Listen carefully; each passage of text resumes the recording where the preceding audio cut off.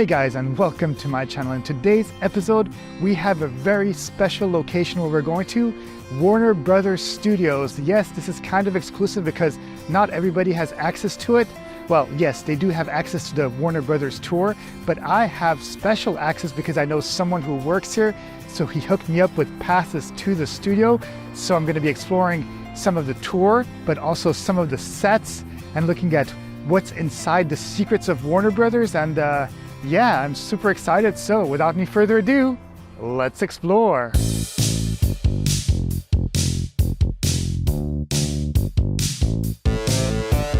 Warner Brothers Studio, one of Hollywood's most illustrious and historic film studios, was founded in 1923 by the Warner Brothers and has been at the forefront of the film and television industry for nearly a century.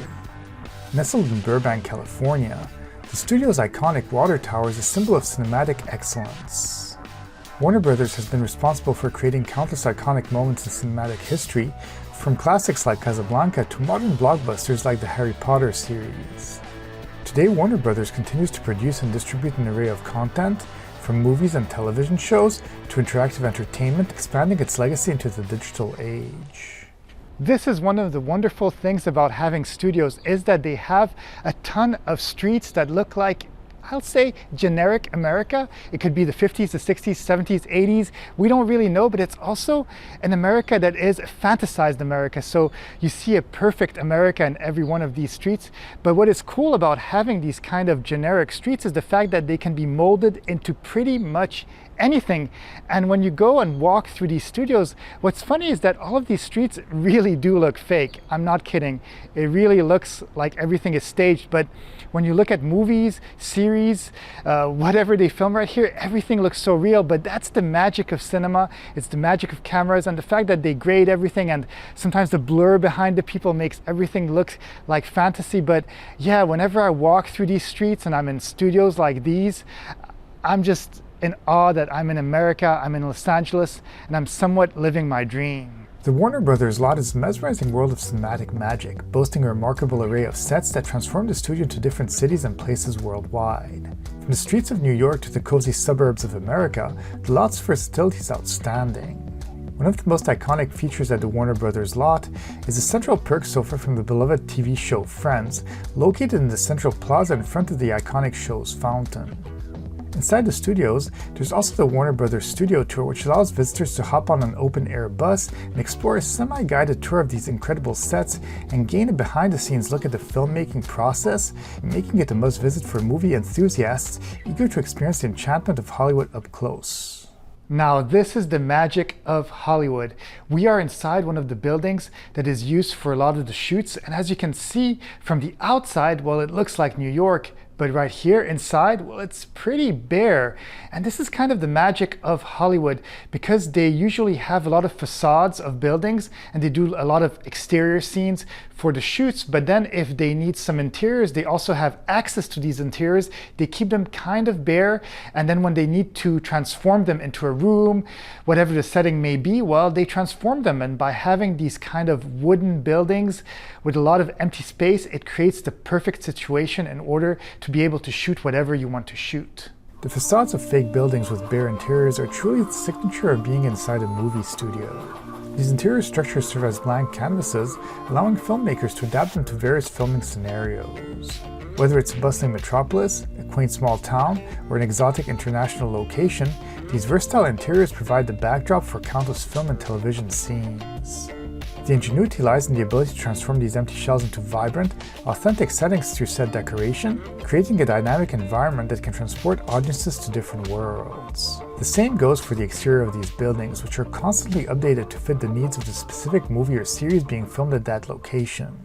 And inside Warner Brothers, well, as I mentioned, we have a couple of museums. The first museum actually focuses more on TV shows such as Friends, because Friends was a really big franchise here at Warner Brothers, and also The Big Bang Theory, because that was another show that lasted for many seasons.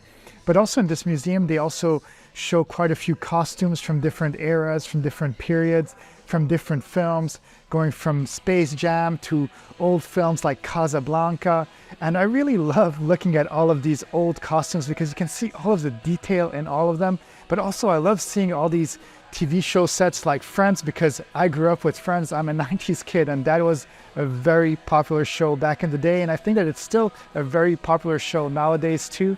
But I love it how they made the cafe look like a Friends set, and then they also made a couple of photo op places where you can go to Central Perk and actually take a picture inside of it, and they really did a good job at keeping all the detail from all of these series. But yeah, this museum is super interesting. The first Warner Brothers Studio Tour Museum is a treasure trove of cinematic history, offering an immersive journey throughout decades of film and television production. Visitors can explore a rich collection of costumes worn by iconic characters from past decades, providing a glimpse into the evolution of style in the industry. The museum doesn't just showcase the finished product, it delves into the filmmaking process. Guests can step into the writing office, look at sets depicting scene breakdowns and storyboards, and gain insight into the meticulous work that goes into selecting scripts and casting actors. As mentioned, Friends has a significant section in the museum, but The Big Bang Theory also has a section with a photo op, allowing visitors to pose on the show's couch and explore some of the other popular sets of the show, as well as check out some of the costumes worn in the show. Beyond the sets, the museum delves into post-production, unveiling intricate editing and special effects. Green screens can be found in this area, as well as interactive screens for basic motion capture testing, and a soundstage showcasing the intricacies of creating Foley sound for movies. Finally, the store at the end of the museum is Friends themed, with a lot of memorabilia intertwined between the merchandise, as well as many sections of the store recalling various sets used in the show. And in the second museum, well, we have a lot more stuff that has to do with DC Comics and also Game of Thrones. And this is really kind of impressive because they really have a huge collection of costumes from the actual movies, and also a bunch of the cars from a lot of the movies. And if you are also a Harry Potter fan, well, they have a ton of Harry Potter stuff too. And these are really the biggest franchises here at Warner Brothers, is DC Comics and Harry Potter. So it's normal that they have a really big section in their museum highlighting all of their stuff. But me, I am a super fan of Harry Potter, so being able to walk through all of these things and looking at the real props from the movies, that's kind of like a dream come true. And at the same time too, like, I do love Batman and Superman, so yeah, it's kind of like my kid gets to play right here in this museum. The life-size statues in this section of the museum are extremely impressive. Whether you're more into looking at the heroes or the villains of these films, there's pretty much enough memorabilia from all these DC superhero films to make anybody happy. What's kind of amazing to me as a movie fan is that these aren't just replicas of the costumes, a lot of them were actually used for the actual filming of these movies. Although most of the sets and costumes on display showcase the more recent DC movies that have come out in the past decade, there's also a small section showing off some of the older costumes for Superman, Batman, and Wonder Woman.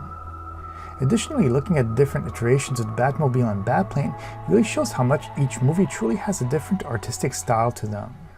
Harry Potter is a really big franchise right here at Warner Brothers, and they actually have the set of Harry Potter where they have his room under the stairs, and it's really detailed because you can actually go inside and you can even sit on his bed if you want, and they put all the props just like in the movie.